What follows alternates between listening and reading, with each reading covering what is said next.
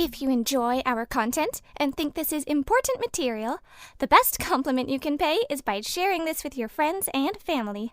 This helps us out a lot. Also, if you enjoyed today's program, please like, comment, share, and subscribe to this podcast. We would love to hear from you.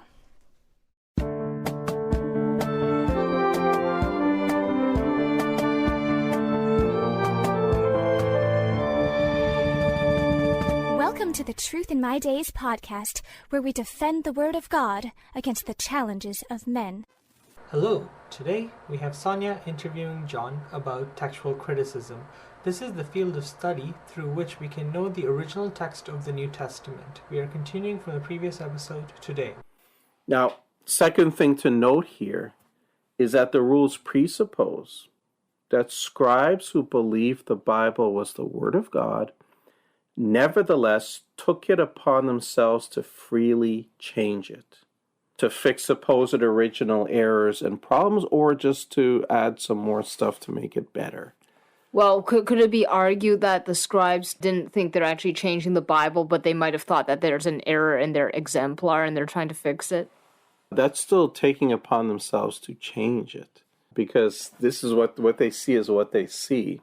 As a Christian, you know there are passages in the Bible that are problematic or seem problematic, that we have to explain and exegete, but we would never dream of actually changing the text to get rid of what we think is a potential problem. The bears in 2 Kings chapter 2, verses 23 to 24, the two bears that come out of the woods and maul 42 youths that are mocking Elisha, and skeptics love to pick on this and show how moral the Bible is to have such a story. We don't change the story. We don't think, well, yeah, that's an embarrassing story. Why don't we just get rid of it and change it somehow? Why don't we change mauled to chaste? But we wouldn't dream of that because we believe it's the Word of God. But this is the rule. And they don't say that scribes did it only to fix errors. We looked at that longer part in the Lord's Prayer. That's not an error. They just, hey, this sounds good. Let's put it in. So they, and this is crucial to understand, the one linchpin of textual criticism is that scribes took it upon themselves to change Holy Writ. If that presupposition is wrong, then the entire edifice crumbles. And so we will get into more details on that as we move along. The third thing to notice is that these rules, these canons that Griesbach put forth, did not come about from actual study of scribal habits. He did not offer proof of any sort, actual proof, empirical proof, just it made sense. The rules were proclaimed to be true. They were never proven, and yet they are followed to this day even by evangelical textual critics. And another thing to note then is that because of these rules, variants that introduce an error or make the Bible look bad are taken to be the original readings regardless of how few manuscripts they're in, regardless of whether those manuscripts are good quality or not, because you would think quality of the manuscripts is something that we should really look into carefully when we're assessing how reliable a manuscript should be taken. They never look at that. They never. That's just completely overlooked. The next development then came around the middle of the 19th century when two old manuscripts of the Bible came to light. One was found at a monastery, St. Catherine's Monastery at Mount Sinai, and it came to be called Codex Sinaiticus. Codex means it's in a book form rather than a scroll form. This was called Codex Sinaiticus. It was found by Lobegot Friedrich Constantin von Tischendorf. After a number of years, he managed to acquire it, and it ended up in the British Museum. And that was around the middle of the 19th century. And around the same time, the Vatican revealed that they also had an old manuscript of the Bible that was called Codex Vaticanus. Both of these date to the middle or so of the 4th century AD. Sinaiticus is thought to be a little bit older, Vaticanus a little bit younger. The oldest manuscript of the Bible at the time was Codex Alexandrinus, which dates to about the year 400, so a little bit more recent. But now these two were found, and they were the oldest ones that were known to exist at that time.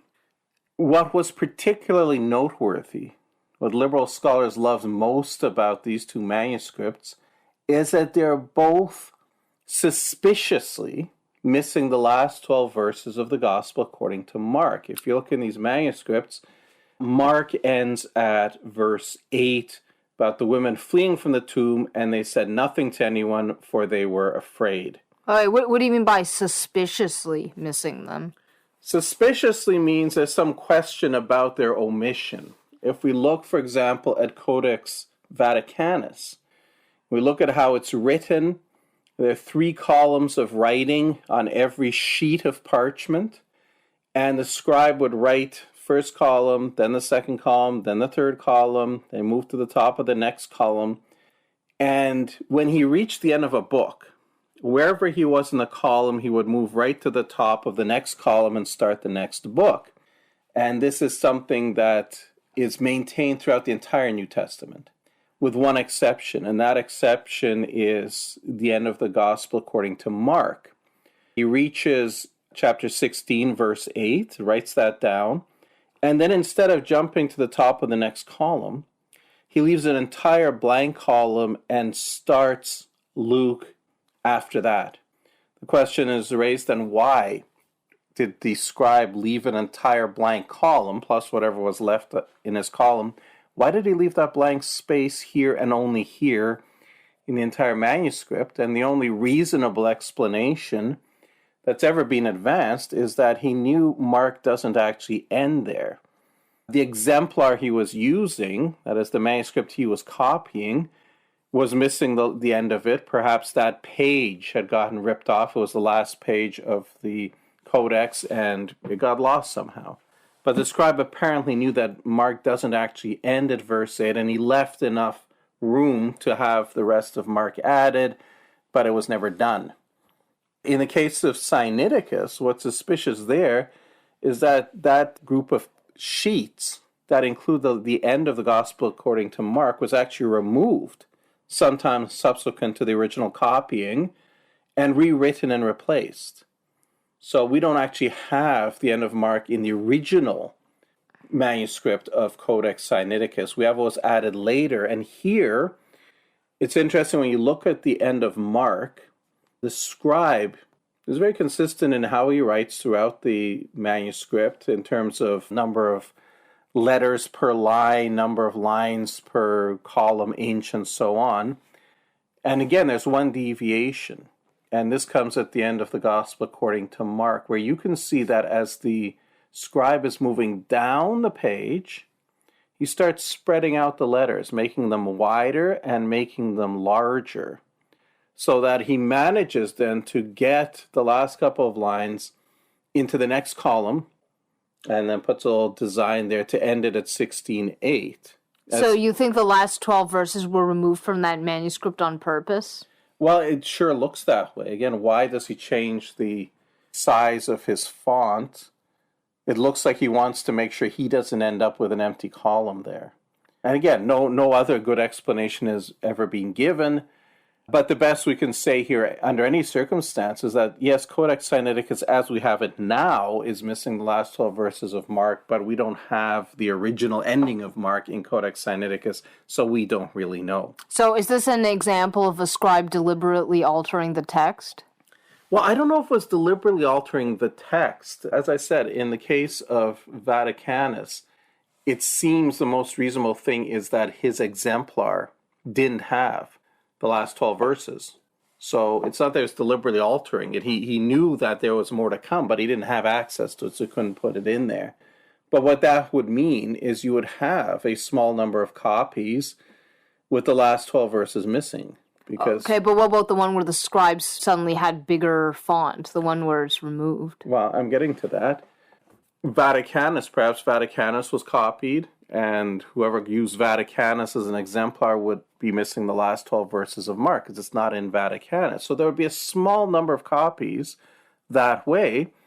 And then perhaps the scribe of Sinaiticus would have included the last 12 verses, but a later scholar there who'd seen copies missing the last 12 verses thought that this was not part of the original, and so he rewrote it, trying to recapture the original. So it wasn't a deliberate alteration in the sense of changing what he thought was sacred writ. It would have been a deliberate attempt to excise something that he thought was not sacred writ.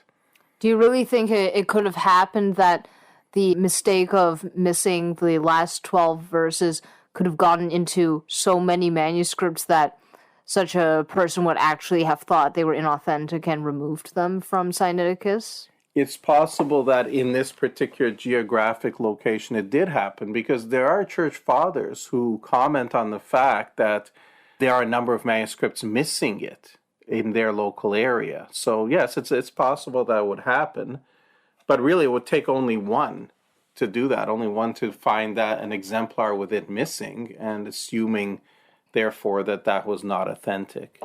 Because books were so rare in those days? Well, they tended to be rare. Scribes copying the Bible might have had access to a number of them, but again, they would have to make a call, and as I said, in certain geographic locations, particularly around Alexandria and that Egyptian part of the church, you might have had a proliferation of copies missing it. Right now, we have only these two missing it. If you look in the critical apparatus of critical New Testament texts, these are ones where they list what's the variant exists in which manuscript. Older ones will list 4 of them. One of them has been taken off the list because they see that in this particular one, the last page of Mark is actually missing, and there's marks on the previous page indicating that Mark is not finished here. They know there's more coming, so that's not really a witness against the last 12 verses. And the other one, and these are late ones from the 12th century, I think. The other one is a commentary where a scholar was writing a line of Mark and then writing his commentary notes and then writing another part of Mark and writing his commentary notes. So here it goes up to 16:8, but again, we don't have the whole thing. So there's no reason to think that he didn't write more after that. So there's really only 2 where it's missing, and it's these 2 where the omission is rather suspicious. Now, scholars will have other reasons for trying to challenge these last 12 verses, and sometime we'll do a program on looking at all of the arguments. But the fact is, liberal scholars love this because it allows them to get rid of the resurrection. Allows them to get rid of the resurrection if you combine this fact that these 12 verses are missing in these 2 manuscripts. If you combine that with a few other assumptions, you can go a long way towards removing the resurrection. And again, we'll talk more in detail about this in another program. But basically, you have to insist that these 2 manuscripts are the most reliable ones. You have to insist that Sinaiticus and Vaticanus are the most reliable New Testament manuscripts.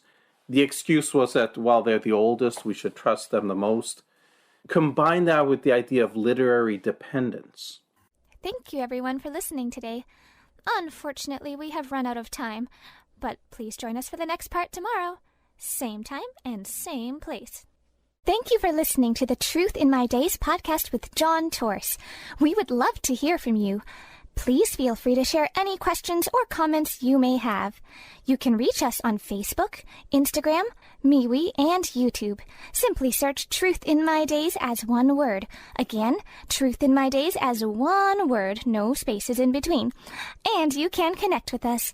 You may also visit our website for more comprehensive material and to learn more about our ministry. Our website is truthinmydays.com. Thank you.